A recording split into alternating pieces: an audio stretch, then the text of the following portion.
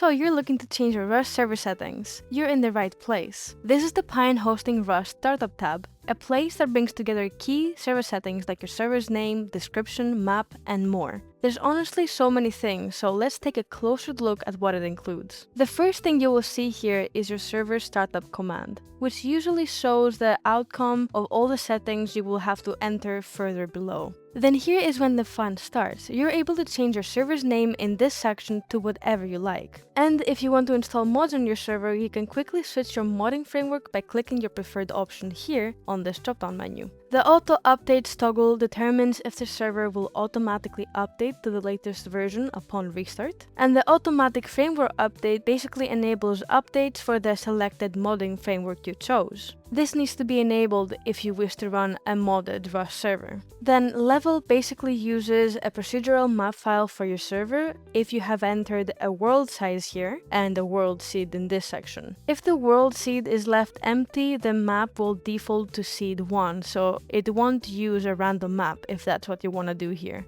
So you will always have to enter a seed here that you want. Under server URL, you can add your own website link if you got one, and it will show in-game as a visit website button under the description of your server, which you can always edit in this section here. And of course, here under max players, you will be able to see your server's max player cap, and of course that will differ based on your hosting plan. Moving on, you will also be able to see on the side here your server's RCON port and your Rust Plus port, which is already preset for you. Then on FPS limit, it will basically allow you to set the maximum FPS limit for your server. And you can also set your RCON password in this section. Always make sure to change it when purchasing a new server with a very secure password. And here you can change your server's save interval, and in the beta branch section you can choose which beta branch you wish to use, like for example the Rust staging branch. The custom map URL section allows you to enter your desired map by entering its direct download URL. And finally, you have some extensions and mods you can quickly toggle from here, like the Rust Edit extension for Rust Edit custom maps, the Discord extension, the Chaos mode extension, and the Prevent Blueprint Wipes mod. You also have the option to toggle on log files, and in the additional arguments you're able to enter any other startup parameters you wish to have on your server.